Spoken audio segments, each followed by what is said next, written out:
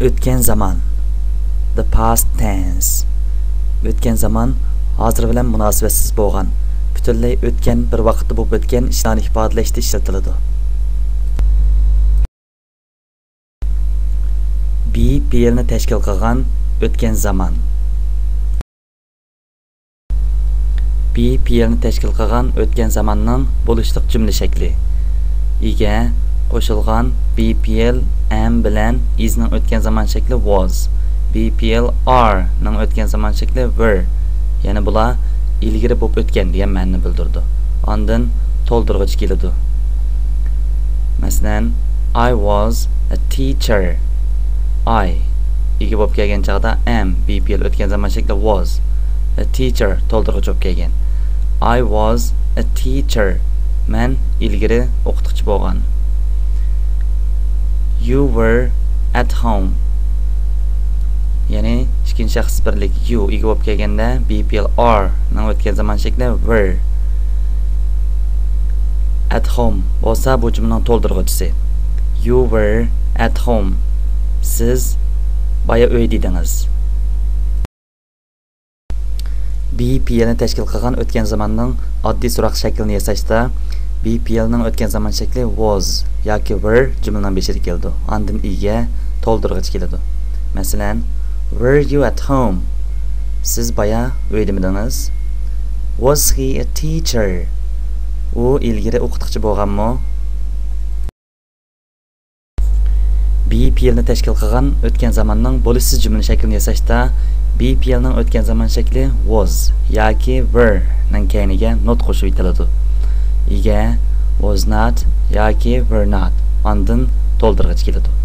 Masalan, I was not a teacher. Men ilgari o'qituvchi bo'lmagan. You were not at home.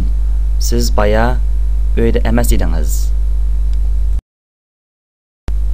Be fe'lni tashkil qilgan o'tgan zamanning alohida so'roq shaklini yasashda savol almashtirish jumlaning beshida keladi.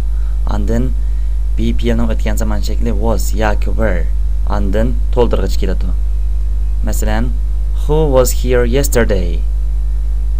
Tunugun bu yerda kim bor edi? Where were you this morning? Siz bugun atgan qayerda edingiz? Harakat fe'lni tashkil qilgan o'tgan zaman. Harakat fe'lni tashkil qilgan o'tgan zamanning bo'lishliq jumla shaklida ega harakat fe'lning o'tgan zaman shakli to'ldirg'ich keladi. Masalan, I drank my coffee. Men qahvayimni ichib bo'lgan. He had a good job. Uning ilgari bir yaxshi xizmati bor edi.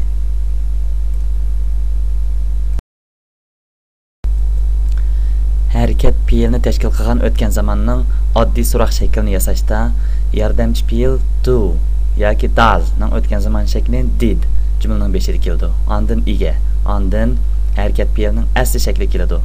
Ondan to'ldirg'ich keladi. Masalan, did you drink your milk? Siz sutingizni ichib bo'ldingizmi? Yoki siz sutingizni ichganmidingiz? Did he have a good job? Uning ilgari bir yaxshi xizmati bormidi?